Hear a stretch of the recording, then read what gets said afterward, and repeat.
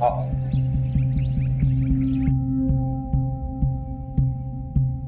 अरे वाह फंटूश, इतने बड़े घर में तुम अकेले रहते हो? अब तक तो अकेला ही था, तुम आ गई हो तो। जैसा तुम सोच रहे हो वैसा कुछ नहीं होने वाला। मतलब आज गुलाब लाल नहीं, गुलाबी देना पड़ेगा। जब तुमने मिलने के लिए हाँ की ना, उसी वक्त मैं सारे रंग के लिए आया। सोचा आज अपना रिश्ता जहां तक पहुंचेगा उस रंग का तुम्हें दे दूंगा। फिर तो तुम्हारे सारे फूल आज सूखने वाले।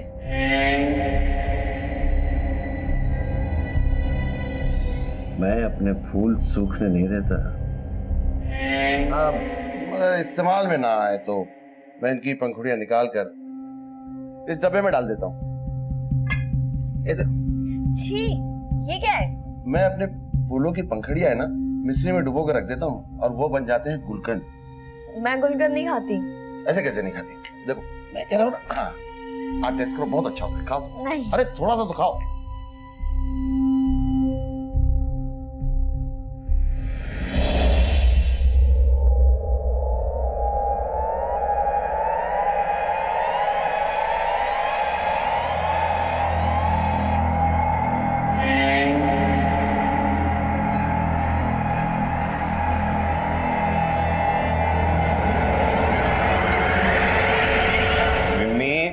विम्मी, बेटा स्कूल के लिए देर हो रही, ला मैं बाल बना देता हूँ। पापा आज मुझे स्कूल नहीं जाना, आज वुमेन्स डे, मुझे मम्मा के साथ रहना है।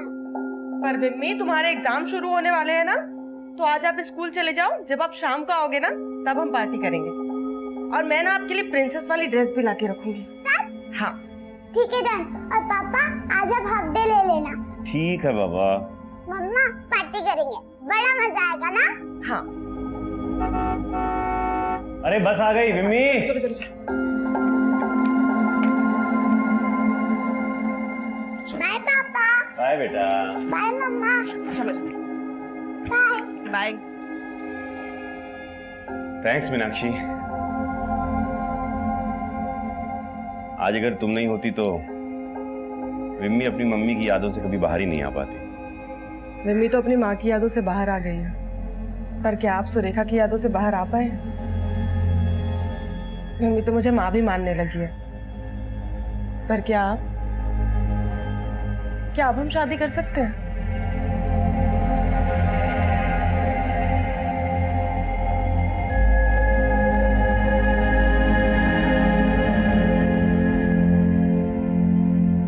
मुझे पता नहीं था कि वो कमीना मेरे साथ ऐसा करेगा। हेतल, तुम यहाँ क्या कर रही हो? और एम्बुलेंस ड्यूटी पर क्यों नहीं गई अब तक? वो मैं बस अभी जा ही रही थी सर।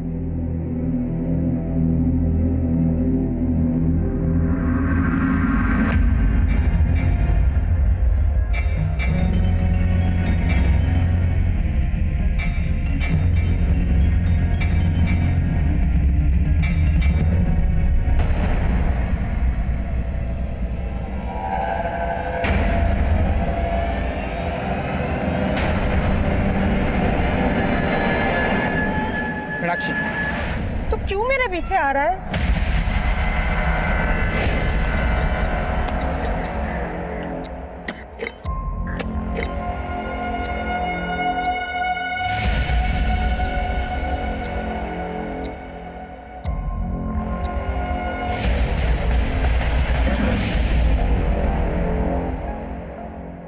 तो आज टीचर ने क्या पढ़ाया स्कूल में? आज स्कूल में मिलते इंडिपेंडेंस डे का ऐसे पढ़ाया। अच्छा, तो बताओ फिर क्या मतलब होता है आजादी का? आजादी का मतलब? आजादी का मतलब सबको बराबर समझना, जियो और जीने दो। पापा, हाँ? मम्मी ने मेरे लिए परी वाला ड्रेस लाया। अरे वो तो मम्मी का सरप्राइज है।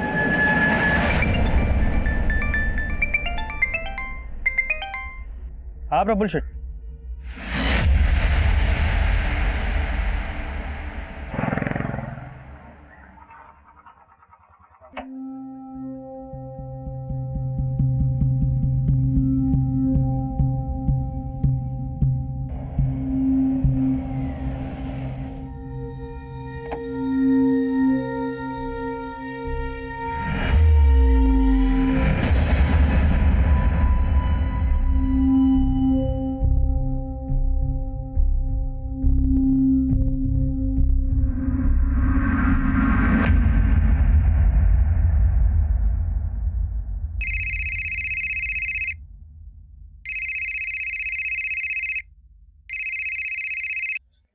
हाँ जीवन भाई केम छो?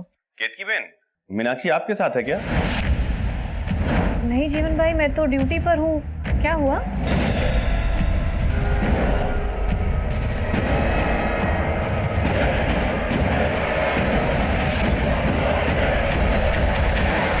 ये मीनाक्षी साहब, मेरी बीवी।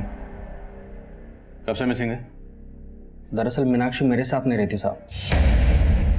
मतलब आपकी बीवी आपके साथ नहीं रहती तो किसके साथ रहती है? वो जीवन के साथ रहती है। कौन जीवन? वो जीवन लवर है उसका साहब। जानता हूँ साहब, ये सब आपको अजीब लग रहा होगा, लेकिन उसने जीवन के लिए मुझे छोड़ दिया। जीवन भड़का रहा है तुम्हें मीनाक्षी, उसकी बातों में आके बहुत बड़ी गलती कर रही हो तुम। गलती ना मैंने तुमसे शादी करके की है, और वैसे तुम्हारे साथ ना मेरा कोई भविष्य नहीं, इसीलिए मैं जा रही हूँ। आपकी बीवी आपको छोड़कर चलेगी, उसके क्या नाम बताया? जीवन। जीवन के पास चलेगी। इसको गायब करने का मकसद तो आपका भी हो सकता है, आपने कुछ किया हो। नहीं साहब, आप जैसा सोच रहे हो वैसा कुछ नहीं है। मुझे पक्का यकीन है जीवन ने गायब किया मीनाक्षी। साहब आप प्लीज पता कीजिए ना मीनाक्षी के बारे में। ठीक है, मीनाक्षी और जीवन दोनों के फोन नंबर्स और जीवन का एड्रेस दीजिए, हम देखते हैं। ठीक है।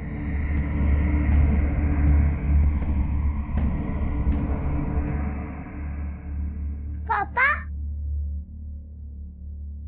मम्मा कहाँ है? आप अकेले क्यों आए? बेटा,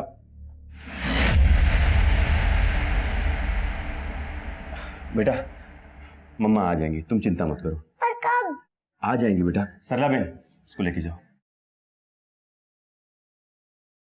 सर आप? पिनाकिन आया था हमारे पास।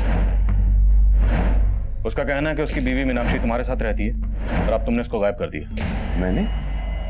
अरे कैसी बात कर रहे हैं सर, मैं एक समाज सेवक हूं और आधा उधना जानता है कि पिनाकिन मीनाक्षी के साथ कैसे बर्ताव करता था। सर कोई 6 महीने पहले मीनाक्षी हमारे एनजीओ में आई थी। मीनाक्षी डोमेस्टिक वायलेंस की शिकार थी। पिनाकिन न सिर्फ उसको मारता था बल्कि उसके दूसरी औरतों के साथ संबंध भी थे। मीनाक्षी ने यह सब मुझे बताया था। पर मीनाक्षी के पेरेंट्स भी गुजर चुके थे, इसलिए मैंने उसे आसरा दिया, लेकिन पिनाकिन को यह बर्दाश्त नहीं हुआ। मम्मा मैं इधर हूँ। किधर? मम्मा इधर इधर इधर हूँ इधर। किधर? मैं इधर हूँ इधर इधर। वाह सुपर, खुद के बच्चे पैदा नहीं किए दूसरों के पालने लगे तू। पिनाकी तुम जाओ यहाँ से। तुझे साथ लेके जाऊंगा, चल बीबी हमारी। हटो हटो, क्या क्या क्या छोड़ उसका। चले तू मेरे को मारो। छोड़ूंगा नहीं तुम दोनों को। अब तो मुझे पक्का लग रहा है सर कि उसने बदला लेने के लिए ही पहले मीनाक्षी को गायब किया और अब मुझ पर झूठा आरोप लगा रहा है। पर यह तो सच है ना कि मीनाक्षी अभी भी कानूनी तौर पर पिनाकिन की बीवी। तुम्हारा उससे क्या रिश्ता? और जब हम यहाँ आए तो तुम्हारी बेटी मम्मी मम्मी बोली थी, किसकी बात कर रही थी? मीनाक्षी की?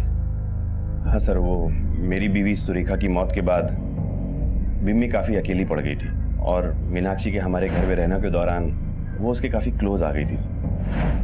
किसके, बिम्मी के या तुम्हारे भी? नहीं सर, मेरा और मीनाक्षी का रिश्ता दोस्ती का है। मीनाक्षी को आखिरी बार कब देखा था? उसकी एक फ्रेंड ने बताया कि वो हॉस्पिटल गई थी। हॉस्पिटल? वो मीनाक्षी को सर बैक पेन की प्रॉब्लम थी और मेदनी सिटी से उसका इलाज चल रहा था। मैं गया था सर हॉस्पिटल, लेकिन वहां उन लोगों ने बताया कि वो वहां पहुंची ही नहीं थी।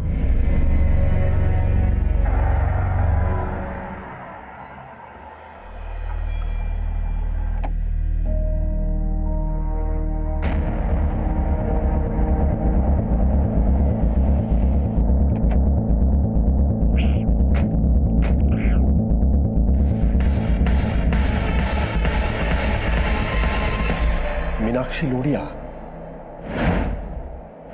हाँ मीनाक्षी लोढ़िया। उसे तो बैक एक है और मैं ही उसे ट्रीट कर रहा हूं, लेकिन आज वो वाकई में यहां नहीं आई। अगर मीनाक्षी वाकई हॉस्पिटल में आई थी तो जाहिर सी बात है तो उसके साथ जो भी हुआ होगा घर से लेके इस हॉस्पिटल के बीच के रास्ते में कहीं कुछ हुआ होगा। जय सर, आसपास पता करो, अगर कोई सीसीटीवी है तो उसकी फुटेज निकलो। Yes sir. 1 minute sir. इस मीनाक्षी का मिसिंग केस मुझे एक दूसरे केस की याद दिला रहा है। कौन सा केस? सर, मीनाक्षी की तरह नीलिजा का मिसिंग केस भी उसके पति हरि ने ही फाइल किया था। ये उसका फोटो। और तब हरि ने भी यही बोला था कि नीलिजा आखिरी बार मेडनी सिटी हॉस्पिटल गई थी। सर, नीलिजा को अस्थमा की प्रॉब्लम थी और डॉक्टर नरसिम्हा ही उसका इलाज कर रहे थे। और जब हमने डॉक्टर नरसिम्हा से उसके बारे में पूछताछ की तो उन्होंने यही कहा जो उन्होंने अभी मीनाक्षी के लिए बोला। तो डॉक्टर नरसिम्हा के खिलाफ उस वक्त कुछ मिला था? नहीं सर, उनके खिलाफ तो कुछ नहीं मिला, लेकिन कंप्लेंट लिखवाने के अगले ही दिन नीलिजा का पति हरि हमारे पास वापस आया। साहब, आज मैंने घर की अलमारी खोली तो मालूम चला कि नीलिजा के सारे गहने और 25,000 रुपए गायब थे। तो तुम्हें लग रहा है नीलिजा के साथ किसी ने घर से पैसे और गहने भी गायब किए? साहब, मैंने पहले नहीं बताया था, लेकिन नीलिजा का शायद किसी से पक्का चक्कर चल रहा था। वो तो मेरे पास आने से परहेज करती थी। सर, हमने नीलिजा के अफेयर के एंगल को भी खंगाला, लेकिन कुछ सामने नहीं आया। पर सर, नीलिजा गृह उद्योग भवन में काम करती थी और पता चला है कि वहाँ का मैनेजर बड़ा रंगीन मिजाज का है, फंटूश नाम है। लेकिन सर, फंटूश के खिलाफ भी कुछ नहीं मिला। लेकिन पता चला कि नीलिजा का पति हरि भी उसे बहुत पीटा करता था। हमने हरि से भी पूछताछ की, लेकिन कुछ हाथ नहीं लगा सका। लेकिन नीलिजा की सहेली केतकी ने बताया कि नीलिजा ने अपने पति से तंग आकर उससे अलग होने का फैसला कर लिया। पूछो मत केतकी बहन, जी में आता है घर बार पति संसार सब छोड़ के कहीं उड़ जाऊं। सर, काफी छानबीन के बाद भी नीलिजा की कहीं से कोई लीड नहीं मिली और तब से केस अनसॉल्व। मीनाक्षी और नीलिजा के केस में सिर्फ ये हॉस्पिटल कॉमन नहीं है। मीनाक्षी की तरह नीलिजा भी अपने पति की मारपीट का शिकार थी। क्या नीलिजा ने उस वक्त जीवन की अंजी की मदद ली थी? नहीं सर, ऐसा कुछ तो सामने नहीं है। पर दोनों केसेस में काफी सिमिलरिटीज हैं। अब मीनाक्षी की तरह नीलिजा मिसिंग केस भी रीइन्वेस्टिगेट होगा। जीवन, पिनाकिन और डॉक्टर नरसिम्हा तीनों की कुंडली निकालो। Okay sir.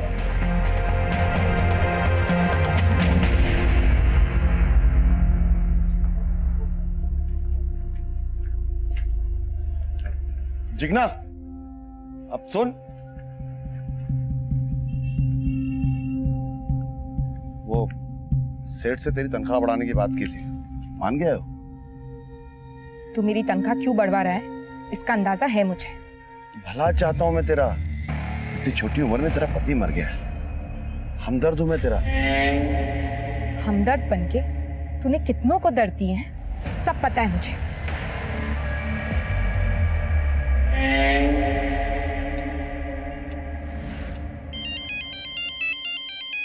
रुक रुक। हेलो। हाँ बंसीलाल, दारू पिएगा? 4 बोतल मंगवाइए बॉर्डर पार से। हेलो, आज फंटूश का गेम खत्म करना है मुझे। तुम आ रहे हो ना?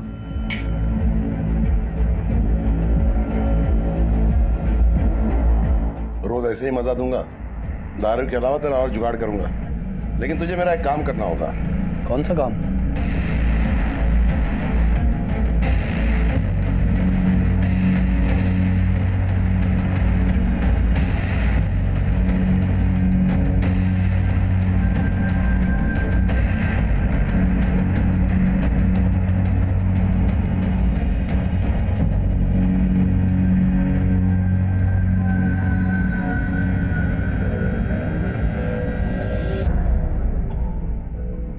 जाओ, मेरा नाम लेना। सर, मीनाक्षी का फोन मेडिनी सिटी हॉस्पिटल जाने वाले रास्ते पे ही बंद हुआ था और तब वहां पर पिनाकिन का फोन भी एक्टिव था।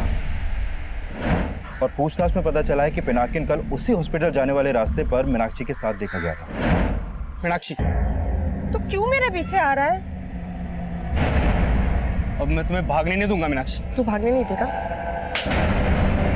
सर, उन दोनों को वहां पर एक दुकानदार ने देखा था और मैंने उस दुकानदार से पूछताछ की।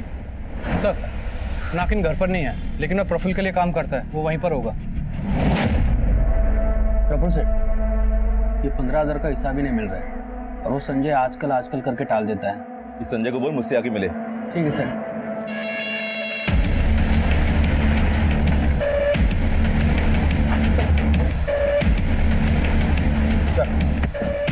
साहब, मैंने कुछ नहीं किया साहब।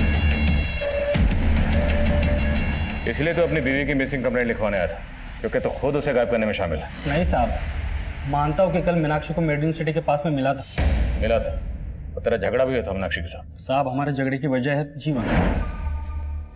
मैं तो उसको रोजाना मिलके घर वापस लाने के लिए मनाता रहता हूँ, और कल भी मैं यही चाहता था। मीनाक्षी रुको, मीनाक्षी। तू जा रहा है या फिर मैं पुलिस को बुलाऊं? साहब, मैंने मीनाक्षी को मेडिकल सिटी जाते हुए देखा था। फिर मैंने सोचा कि उसका गुस्सा शांत होने के बाद मैं उससे दोबारा मिलूंगा। मीनाक्षी कभी कभी विमी को लेने स्कूल जाती थी। मैं वहां पर भी गया, देखा कि जीवन विमी को लेके जा रहा है। फिर मैं अपने काम पे चला गया साहब, लेकिन जब पता चला कि मीनाक्षी गायब हो गई तो मैं सीधा आपके पास चला आया। और मेडनी सिटी वाले बोल रहे हैं कि मीनाक्षी तो वहां गई नहीं। क्या कहानी बना रहा है? कहानी नहीं बना रहा हूँ साहब, मैंने खुद मीनाक्षी को हेतल के साथ देखा था, जो वहां पे नर्स का काम करती है। तो मेडनी सिटी के नर्सेस का नाम भी जानता है? पूरा उद्दा जानता है साहब हेतल को। मेडिनी सिटी के लिए मोहल्ला क्लिनिक चलाती हूँ साहब। मैं झूठ नहीं बोल रहा हूँ साहब, आप चाहे तो हेतल से पूछ सकते हो।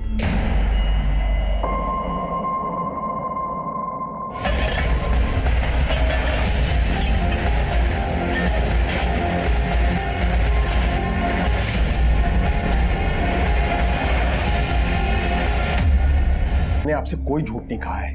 मीनाक्षी यहाँ नहीं आई थी। डॉक्टर साहब, यही झूठ आपने 3 महीने पहले बोला था। नीलिजा याद है आपको?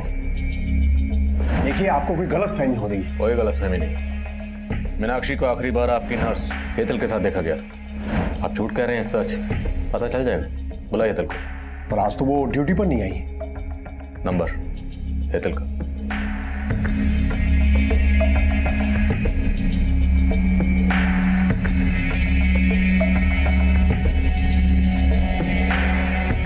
सर, नंबर बंद है हेतल का। मैं स्टाफ से पूछता हूँ।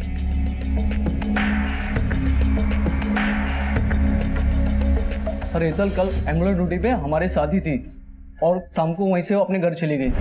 देखो, आज पेशेंट्स कम है और मुझे कुछ अर्जेंट काम है, तो मैं निकलती हूँ, आप लोग संभाल लेना। अच्छा, ये हेतल रहती कहाँ है?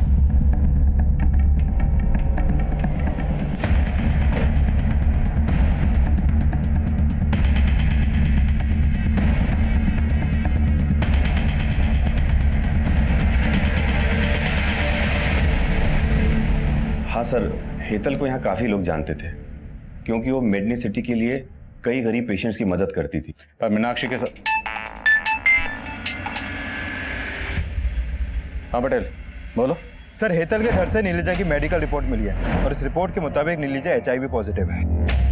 HIV? पर डॉक्टर नरसिम्हा ने तो कहा था कि उसे अस्थमा है। सर, इस मेडिकल रिपोर्ट में डॉक्टर नरसिम्हा का ही साइन है।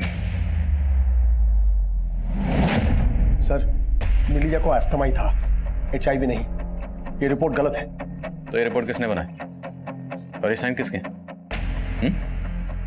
हेतल को जानबूझ के एम्बुलेंस की ड्यूटी पे लगाया गया ताकि वो मजबूर पेशेंट्स को यहाँ लाए, उसके बाद तुम इन्हें फंसाओ, एंठो और गायब कर दो। नहीं सर, ऐसा नहीं है। लेकिन हाँ, ये हो सकता है कि हेतल ये सब कर रही हो, क्योंकि पेशेंट्स को फाइनल रिपोर्ट वही देती थी।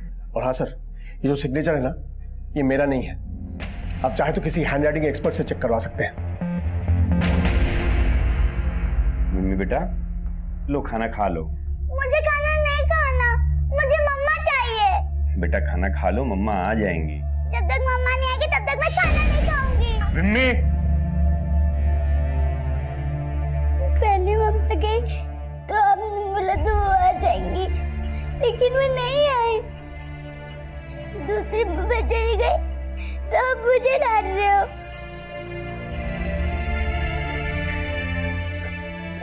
मम्मा मुझे छोड़ के चली गई।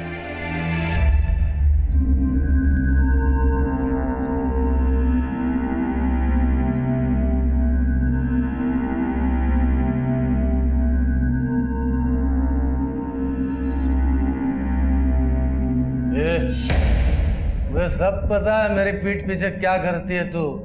उस फंटूस ने सब बता दिया है। उसने दारू पिला दी तो उसकी बातों पर भरोसा कर लिया। कल को लालच में आके बोलोगे जा जाके उसके साथ सो जा।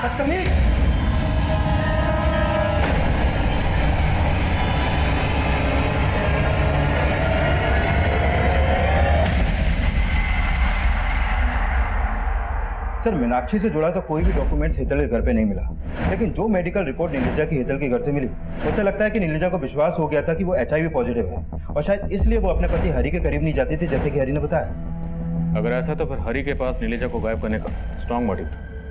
बुलाओ सरी को और नीलिजा के करीबी लोगों से पता करो। हो सकता है नीलिजा ने ये बात किसी से शेयर की हो, लेकिन नीलिजा को बदनामी से बचाने के लिए किसी ने ये बात हमें बताई नहीं। Okay sir. नहीं साहब, नीलिजा ने मुझे नहीं बताया था कि उसको HIV हुआ था।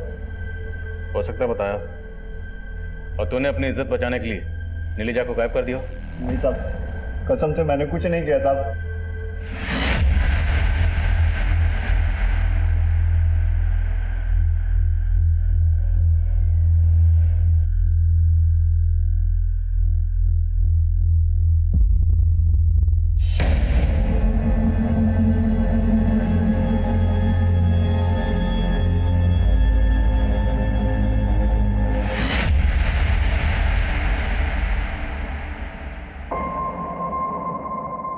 नीलिजा और जिगना गृह उद्योग में काम करती थी और वहां काम करने वाली केतकी मीनाक्षी की दोस्त थी।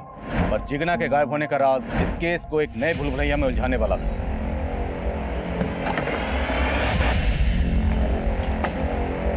साहब जिगना तो कल यहाँ से टाइम से चली गई थी। शायद उसका ससुर झूठ बोल रहा होगा। वो झूठ क्यों बोलेगा? एक नंबर का दारूबाज है वो सर।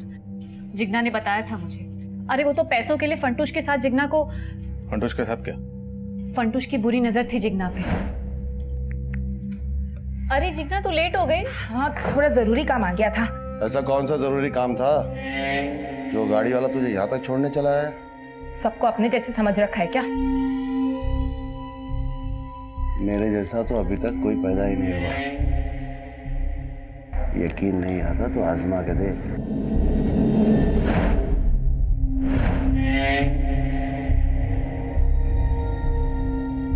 अब मेरे गुलकंद को किसी दूसरे का इंतजार है। तू जो कर रही है एकदम सही कर रही है। किसी से डरने की जरूरत नहीं है। मैं तेरे साथ हूं। वो उस पर हाथ साफ करना चाहता था, इसलिए वो पैसे भी खिला रहा था उसके ससुर को। फंटूश है कहाँ? आज ड्यूटी पर नहीं आया वो।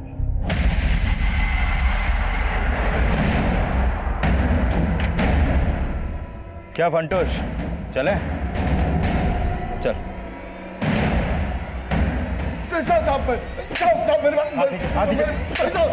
मेरी बात सुनिए। साहब मैंने कुछ नहीं किया साहब। मैं जानता नहीं जिगना कहाँ है। उसका तो किसी और का चक्कर था साहब। झूठ मत बोल। झूठ काहे को बोलूंगा साहब? आप उसके ससुर से पूछ लो। वो तो वही बोलेगा ना जो तूने उसे पढ़ाया होगा। साहब मैं इतना गया गुजरा नहीं हूँ कि उस फंटूश के लालच में अपनी बहू की इज्जत का सौदा कर दूंगा। जिगना को भी यही गलतफहमी हो गई थी। देखो अगर झूठ बोला तो? नहीं साहब झूठ नहीं बोल रहा हूँ। सच तो यह है कि जिगना बहुत बदल गई थी। जरूर कोई था उसकी जिंदगी में जिससे वो मिलने जाती थी। सर फंटूश और बंसीलाल दोनों यही बोल रहे हैं कि जिगना का किसी के साथ अफेयर था। हाँ सर। सर कहीं इस जिगना के गायब होने का भी नीलिजा और मीनाक्षी से कोई कनेक्शन तो नहीं है? अभी तक हम यही मानकर चल रहे थे कि इन दोनों को गायब करने के पीछे हेतल का हाथ होगा। सर फंटूश के मोबाइल में हेतल का एक वीडियो मिला है। साहब मैं मानता हूँ साहब कि मैं हेतल को ब्लैकमेल कर रहा था साहब। मैं गुलकंद नहीं खाती। ऐसे कैसे नहीं खाती? देखो कह रहा हूँ ना। हाँ आप टेस्ट करो, बहुत अच्छा होता है। खाओ। नहीं। अरे थोड़ा सा तो खाओ।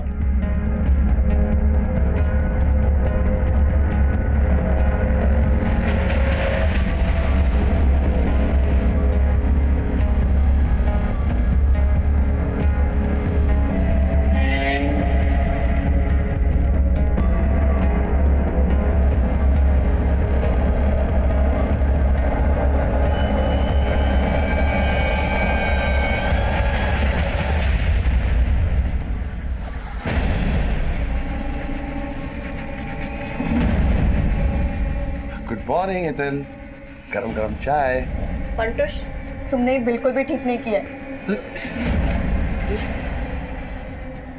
जो कुछ भी हुआ है हम दोनों की मर्जी से हुआ है। हाँ। अरे ये देखो ये फूल देखो, ये हम दोनों ने मिलके सजाया था। अब हमारा रिश्ता इतना पक्का हो गया कि अब ना तुम्हें गुलाब देने की जरूरत पड़ेगी और ना गुलकंद की नानी। लेकिन ना उसको गायब करने में मेरा हाथ है। और ना ही जिग्ना को साहब। तूने सिर्फ इन दोनों को नहीं, नीलिजा और मीनाक्षी को भी गायब किया। बोल कहाँ था? नहीं साहब, मैंने कुछ नहीं किया साहब। सर जिग्ना का फोन महसाना में एक्टिव हुआ है।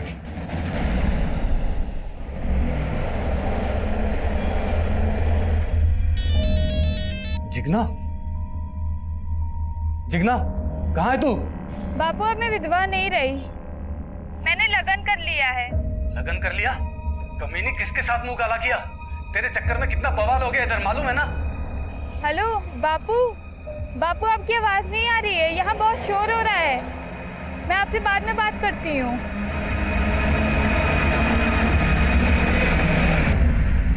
बैकग्राउंड में इतना शोरगुल है, इतने एमबीएंस में कॉल करना, मुझे लगता है जिग्ना, ये कॉल जरूर हमें गुमराह करने के लिए किया गया। लेकिन सर ये जिग्ना नहीं है तो क्या इन औरतों के गायब होने के पीछे किसी औरत का हाथ है?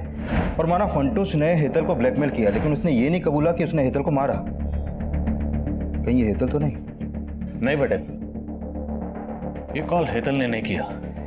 लेकिन अब सवाल ये है कि अगर ये कॉल हेतल ने नहीं किया तो फिर ये औरत कौन है? सर अगर ये हेतल नहीं है तो एक औरत है जिस पर मुझे शक है।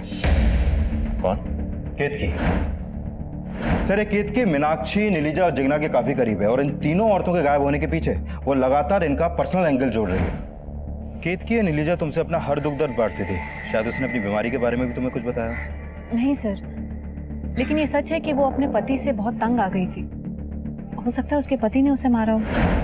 पर्सनल एंगल लग तो नहीं रहा, ये जरूर कोई बड़ा गेम है। कॉल महसाना से किया गया, पता करो केतकी कहाँ है। Okay sir. सर मैंने जिग्ना की कॉल डिटेल्स चेक की, जिग्ना की प्रफुल्ल से लगातार बातें हो रही थी। प्रफुल्ल, जिसके यहाँ पिनाकिन काम करता है? हाँ सर।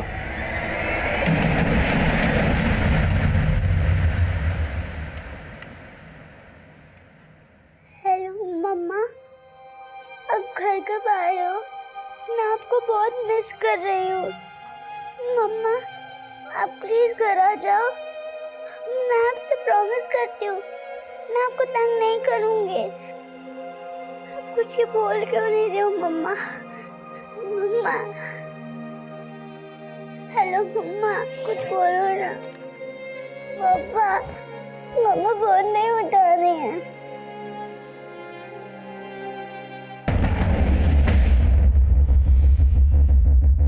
जिग्ना को जानते थे ना?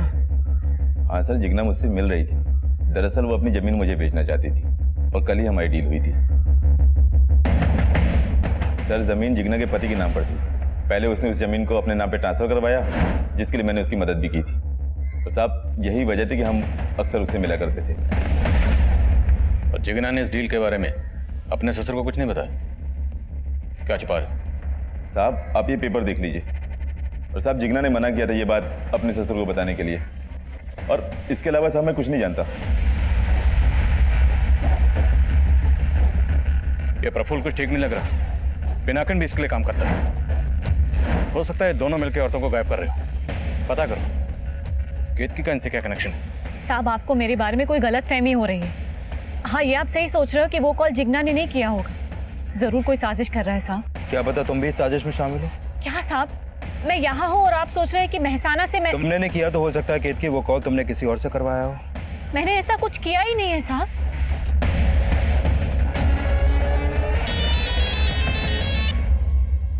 करमजली कहाँ है तू? अरे क्यों कोस रहे हो? जमीन मेरी थी सो मैंने बेच दी। थोड़े पैसे तुमको भिजवा दूंगी। चलो अच्छा अब रखती हूँ फोन। सर ये बंसी तो यही मान रहा है कि जिग्ना ही से कॉल कर रही है। पर पटेल हम नहीं मान सकते। पहला कॉल महसाना से किया गया, दूसरा आनंद से। लोकेशन शायद पर्पसली बदली गई। जिग्ना का गायब होना मीनाक्षी, नीलिजा और हेतल के गायब होने के साथ जुड़ा। अब ये कॉलर इस केस को डायरेक्शन देगा। आनंद और महसाना दोनों जगह का डंप डाटा स्टडी करो और पता करो कि जिग्ना के नंबर के साथ साथ वहां और कौन से नंबर कॉमन थे। Okay sir.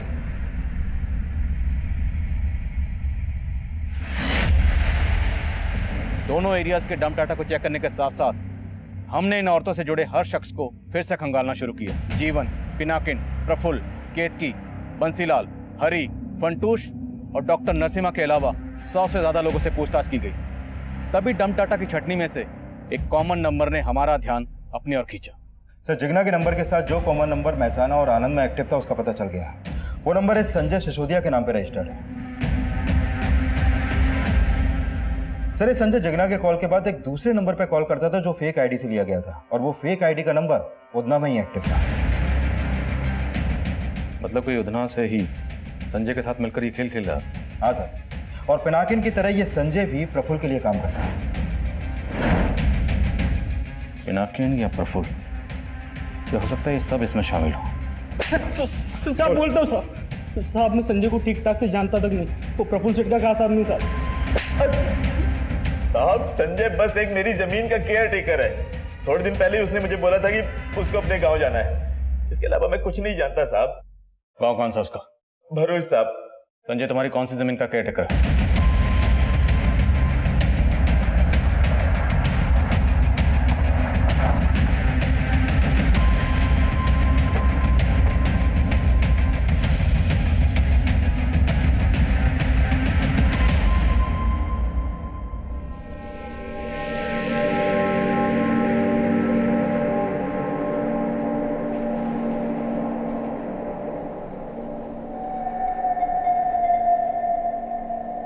बादशाह, बदनाम, गुलाम, बेशरम, बेवफा, बेचारी।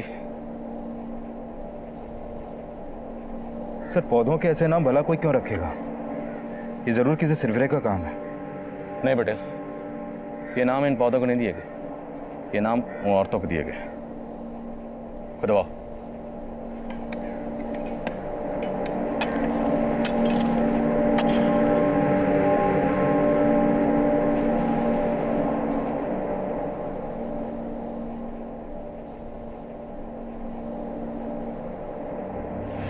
नीलिजा, मीनाक्षी, हेतल और जिग्ना के अलावा उस फार्म में 3 औरतों को और दफनाया गया था, और उन औरतों की कब्र पर पौधे उगाकर उन्हें अजीब अजीब नाम देने वाला वह सरफिरा संजय नहीं था।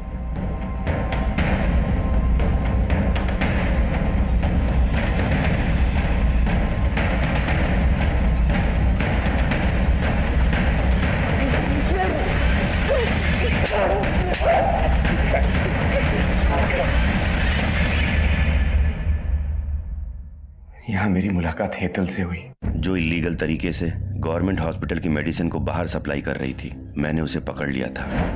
Sir please sir, sorry sir. Sir मैं अब्रॉड जाकर के पढ़ना चाहती थी, बस इसीलिए लालच में आकर गलती हो गई मुझसे। आज एक गलती करी है, कल को और बड़ी बड़ी गलतियां करोगी। नहीं सर, सर प्लीज मुझे माफ कर दीजिए, आगे से कभी ऐसा कुछ नहीं होगा सर। प्लीज सर मुझे माफ कर दीजिए। मैंने सोचा कि महान बनकर आज तक मैंने क्या कर लिया, इसलिए मैंने अपने जमीर को पूरी तरह से मार दिया और हेतल से हाथ मिला लिया। सर वो ऐसी औरतों को ढूंढ के लाती थी जो तकलीफ में होती थी। नीलजा की झूठी HIV रिपोर्ट भी मैंने ही बनाई थी। सुनो, अब तुम नीलजा को बोलना कि उसकी बीमारी ठीक हो सकती है और उसे लेके फार्म हाउस पे आ जाना। ओके। वो फार्म प्रफुल्ल का था सर, लेकिन उसका केयर टेकर संजय, वो मेरा पुराना दोस्त था। हमने उसे भी पार्टनर बना लिया था। हेतल नीलजा को लेकर हमारे फार्म पे आई थी। नीलजा को लगा था कि वहां कोई बड़ा डॉक्टर उसका इलाज करेगा, लेकिन हमने सर इलाज करने के नाम पे उसको इंजेक्शन लगा के बेहोश कर दिया था।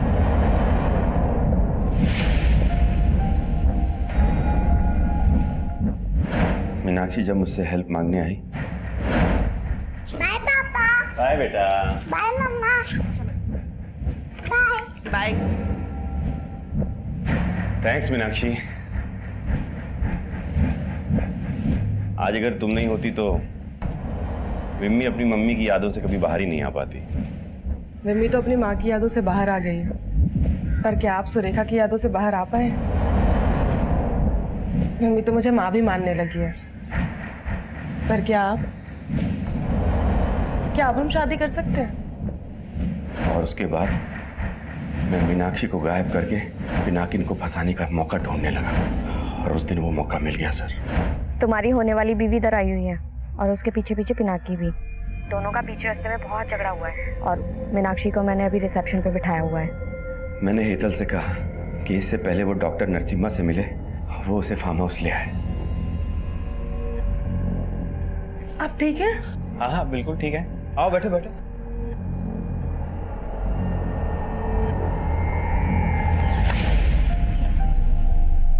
लेकिन हेतल, वो तो तेरे लिए काम करती थी, उसको क्यों मारा? उसने फंटूश को टारगेट बनाया था, लेकिन फंटूश ढीला छाड़ा निकला।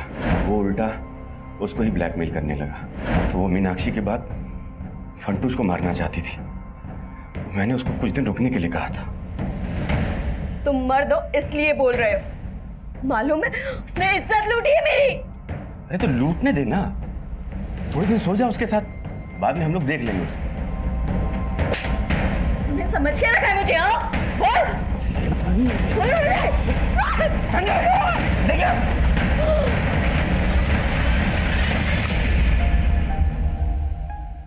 जिग्ना के पीछे तो पहले से पड़ा था। हाँ सर।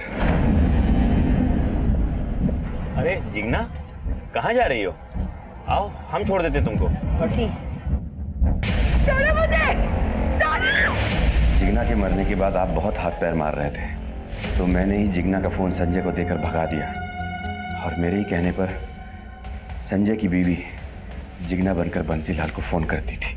मैं शाना और आनंद से संजय मुझे अपडेट दे रहा था कि उसने अपनी बीवी से फोन करवा दिया है। मुझे नहीं लगा था कि आप लोग कभी उस फार्म हाउस तक पहुंच पाएंगे। लेकिन तूने सबको मारा क्यों?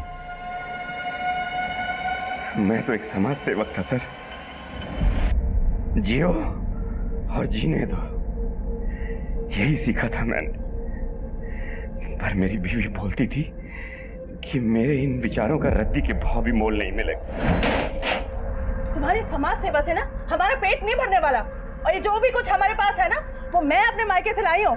तुमने तो सगाई पे भी अंगूठी चांदी की पहनाई थी। सुरेखा, तुम मुझे हमेशा ना यही ताने मत दिया करो। अरे क्यों ना मारूं? है क्या तुम्हारे पास? मैं कह रहा हूँ शांत हो जाओ, एक शब्द भी और नहीं सुन सकता मैं। अरे क्यों चुप हो जाओ? औकात क्या है तुम्हारी? मैं कह रहा हूँ चुप हो जाओ सुरेखा। उसकी चिक चिक से तंग आकर एक दिन गुस्से में मैंने उसे मार दिया। एक समाज सेवक खूनी बन गया था सर, इसलिए क्योंकि वो अपनी बीवी के लिए सोना नहीं खरीद पाया। उसके पास ज्यादा पैसे नहीं है, तो उसको बोलना कि गहने लेके आ जाए। मीनाक्षी जब मुझसे हेल्प मांगने आई तो मैंने पता किया कि उसके नाम पे काफी जायदाद है। मैं उसे अपने घर में शरण देकर उसकी जायदाद हड़पना चाहता था। जिग्ना मेरे एनजीओ में आई थी तो प्रफुल्ल ने कहा कि अगर मैं उसे जिग्ना की जमीन बिकवा दूं तो वो डील का 2% मुझे देगा।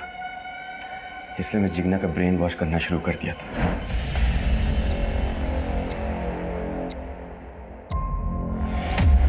आपने सच में मेरी बेटी को अनाथ कर दिया।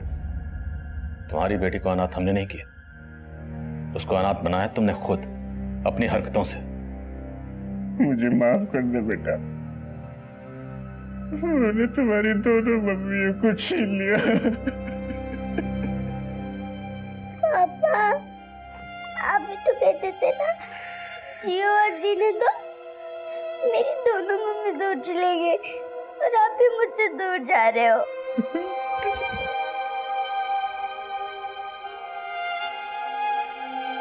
पापा, पापा मत जाओ, पापा मत जाओ, पापा मत जाओ,